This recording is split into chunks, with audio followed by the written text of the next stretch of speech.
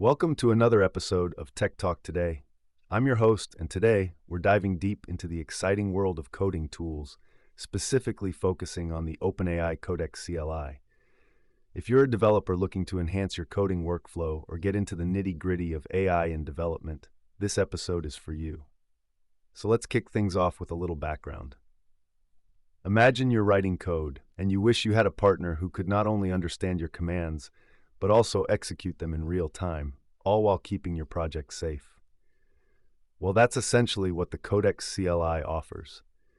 It's a command line interface that allows developers to leverage GPT-level reasoning alongside the power of code execution. Pretty fascinating, right? Now, to get started with Codex, you need to install it globally on your machine using a simple command. Just drop in npm install openai/codex, and before you know it, you're off to the races. But wait, there's more. You'll also want to set your OpenAI API key as an environment variable to connect with Codex. It's as simple as typing export OpenAI API key, your API key -here in your terminal. Okay, so what makes Codex really shine? Well, one of its standout features is its ability to run inside a sandboxed environment. This means that it executes commands securely without the risk of compromising your main project. Imagine the peace of mind you'd have knowing that everything is contained and secure. Definitely something worth considering. Moving on, let's talk about the various approval modes Codex supports. You have the default suggest mode, where Codex can read files and suggest changes, but still requires your approval to execute commands. Then, there's the auto-edit mode, which allows for more autonomy in making edits. And finally, the powerful full auto mode, where Codex does everything from reading to writing files, and even executing shell commands. Now this is where it gets interesting. In full auto, Codex runs with restricted permissions to keep everything safe, so developers can use it without worrying about potential risks. Think about it like a digital assistant who follows your instructions, but has built-in safety measures to protect your workspace.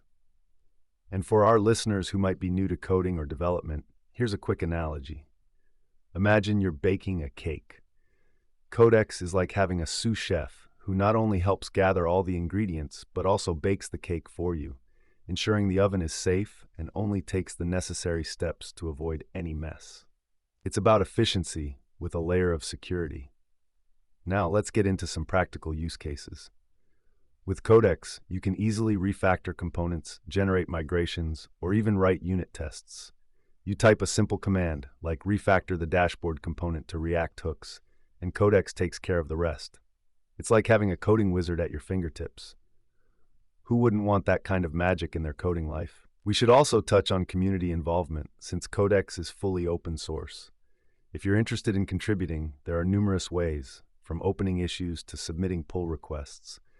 This fostering of a collaborative environment is vital for the continuous improvement of the tool. As we wrap up this discussion about Codex CLI, let's reflect on a couple of key takeaways.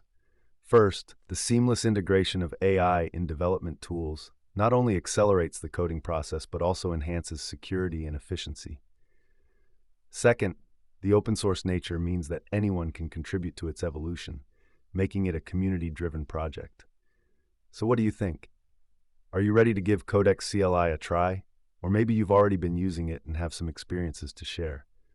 Whatever the case, drop us a message on our social media or leave a comment on our website. Thank you for tuning in today. Until next time, keep coding, keep exploring, and stay curious.